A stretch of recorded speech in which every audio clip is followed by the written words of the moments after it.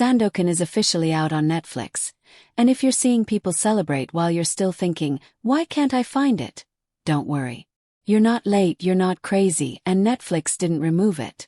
Today, I'll explain exactly where Sandokan is streaming, why availability looks confusing, and how this global rollout is actually bigger than it seems. If you want clear, no-nonsense updates like this, make sure you subscribe because this is one of those releases that keeps evolving week by week. Let's start with the most important fact. Yes, Sandokan is now available on Netflix in the UK, the USA, Canada, and Latin America. That part is official. That's not speculation, not a rumor, and not a maybe. It's a confirmed Netflix rollout, and that's exactly why this series suddenly exploded across social media today. But here's where things get interesting. Netflix releases are rarely as simple as press play everywhere at once. And Sandokan is a perfect example of how global rights, regional catalogs, and rollout strategy can confuse even experienced viewers.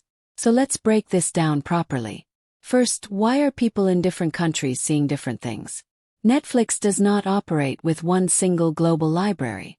Each country has its own catalog, based on licensing agreements.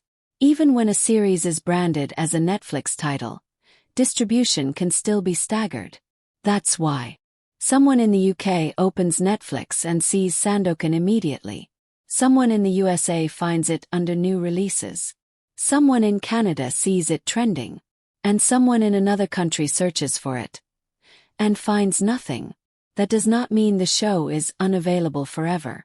It means that country is either waiting for a later release window, covered by a different broadcaster, or scheduled for a future Netflix drop. And this is where Sandokan becomes really interesting. Because according to the official rollout information, this is not a one-wave release. Right now, Sandokan is live in United Kingdom, United States, Canada, Latin America. But the plan doesn't stop there. Europe is already heavily involved, with countries like Italy, Greece, Portugal, Turkey, and parts of Eastern Europe already included in earlier phases or parallel releases. And next on the roadmap are Spain, followed by Africa, the Middle East, and eventually Asia, the region where the Sandokan legend originally comes from. That tells us something very important. This series is not being treated like a test project. It's being treated like a global franchise rollout. Now let's talk about why Netflix is pushing it this way. Sandokan is not a small, niche production. It's a classic story reintroduced for a modern, international audience. Adventure, rebellion, identity, power. These themes travel extremely well across cultures. And casting plays a huge role here. With John Yaman leading the series, Netflix isn't just targeting one market. They're tapping into European audiences, Latin American audiences, Middle Eastern viewers, and an international fanbase that already follows John's career closely. That combination creates momentum. And Netflix loves momentum. Now let's address a big source of confusion I've seen all day. Some viewers are clicking on Sandokan and thinking, this doesn't look right. That's because older Sandokan titles still exist in some Netflix catalogs. Different versions, different years, even children's adaptations in certain regions. So here's the fastest way to make sure you're on the right Sandokan. Check these 3 things. Release year, you're looking for the newest series. Cast, John Yaman should be listed. Episode count, this is not a movie, it's a series. If those line up, you're in the right place. Now let's talk about what this show actually is. Without spoilers. Sandokan is not a superhero story. It's not a modern action thriller. And it's not a slow historical drama either. At its core, Sandokan is an epic adventure story about resistance, loyalty, and becoming a symbol larger than yourself. The world is dangerous, power is unevenly distributed, and every choice has consequences. The pacing reflects that. This is not a series that holds your hand for 3 episodes explaining every detail. It throws you into the world and expects you to pay attention. If you do, it rewards you quickly. That's why some viewers get hooked immediately, and others need 1 or 2 episodes to adjust. Now let's talk about the question everyone keeps asking in the comments. Why is everyone talking about Maria? You may see her name written differently online. Some people shorten it. Some captions translate it loosely. But what matters is this. She is not a side character. She represents the emotional core of the story. Where Sandokan is driven by conflict and rebellion, Maria is the point where things become personal. Decisions stop being theoretical and start carrying emotional weight. And no, I won't spoil anything here. But I will say this.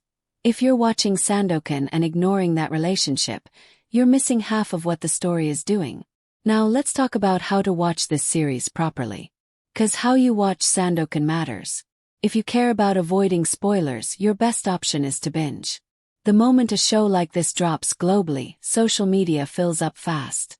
Clips, edits, screenshots, they spread in hours.